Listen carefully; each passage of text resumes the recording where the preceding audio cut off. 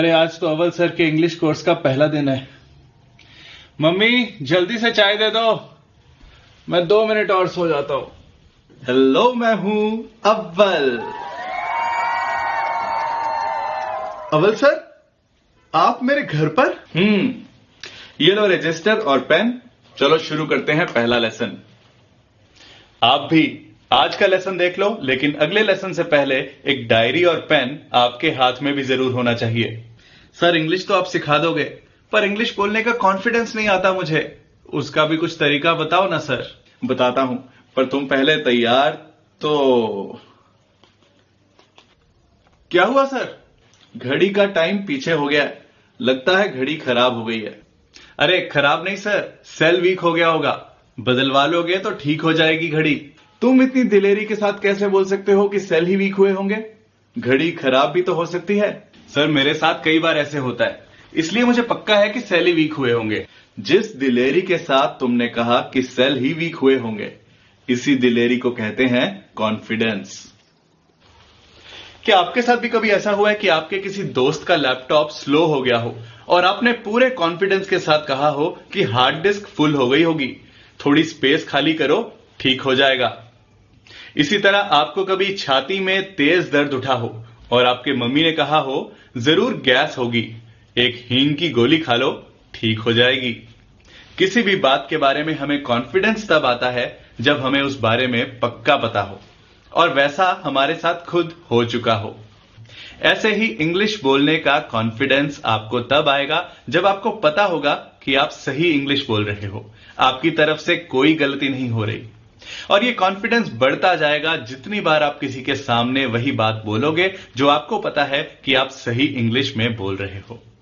इस कोर्स में हम यही करने वाले हैं कि अपनी इंग्लिश को इतना परफेक्ट कर लेंगे कि खुद पर कभी डाउट ना हो, शक ना हो कि हम सही इंग्लिश बोल रहे हैं या गलत। और प्रैक्टिस ऐसे करेंगे कि हिचकिचाहट की, हेजिटेशन की कोई गुंजाइश ना रहे। सर आप इतनी देर से किससे बातें कर रहे थे? खैर, कॉन्फिडेंस लाने का राज आपने मुझे समझा दिया। सर एक और बात पूछूं, इंग्लिश सिखाने के लिए पहले आप ग्रामर सिखाओगे? क्योंकि मैं बहुत कंफ्यूज हो जाता हूं ग्रामर में। एक बात बताता हूं, जहां मैं रहता हूं वहां रोज एक स्कूल बस आती है छोटे बच्चों को लेने और छोड़ने के लिए। सुबह बच्चों को ले जाती है, दोपहर में बच्चों को छोड़ जाती है। एक दिन दोपहर में जब वो स्कूल बस आई तो मैं आसपास ही था। उसमें से एक छोटा बच्चा उतरा और उसने अपनी मम्मी से पूछा, आप मेरे छोटे भाई को साथ नहीं लाए? तो मम्मी ने कहा, वो घर पर है, तुम्हारी वेट कर रहा है। तो बच्चे ने कहा, आपको उसे साथ लाना चाहिए था ना। लाना चाहिए था। अब यही बात अगर आप इंग्लिश में बोलो तो लोग हैरान हो जाएंगे कि आप इतनी एडवांस्ड इंग्लिश बोलते हो, पर हिंदी में बोलते हुए यही बात बहुत छोटी लगती है। आपको लगता है कि उस बच्चे के मां बाप ने कभी बैठकर सिखाया होगा कि चलो बेटा तुम्हें हिंदी व्याकरण सिखाते हैं। जब बात में ऐसा ऐसा हो तो आपके हिंदी वाक्य में लगता है चाहिए था, नहीं ना? इसी तरह हमें इंग्लिश सीखनी है। किसी वाक्य को, किसी सेंटेंस को बोलने से पहले मन में फॉर्मूला ना सोचना पड़े, सीधा हमारे मुंह से सही इंग्लिश ही निकले। सो ग्रामर को अलग से सीखने की जरूरत नहीं है। इस कोर्स में हमारा लक्ष्य, हमारा गोल होगा कि हम इंग्लिश में बात करना सीखें। क्योंकि आपकी जॉब में आपका बॉस ये नहीं पूछेगा कि आपके वाक्यों में स्वर व्यंजन कौन से हैं। वो बस आपसे ये उम्मीद रखता होगा कि आप इंग्लिश बोल पाएं। और भाषा का मकसद भी तो यही है, अपनी बात को सामने वाले तक पहुंचाने का एक माध्यम, एक जरिया ही तो होती है भाषा। फिर तो बढ़िया है सर। अब शुरू करें इंग्लिश की क्लास। शुरू तो कर ही चुके हैं। ये सब जो मैं बता रहा हूं ना, यही टिप्स काम आएंगे इस पूरे कोर्स को आसानी से समझने के लिए। एक और बात, हिंदी को देखकर इंग्लिश भाषा, इंग्लिश लैंग्वेज नहीं बनाई गई और ना ही इंग्लिश को देखकर हिंदी बनी।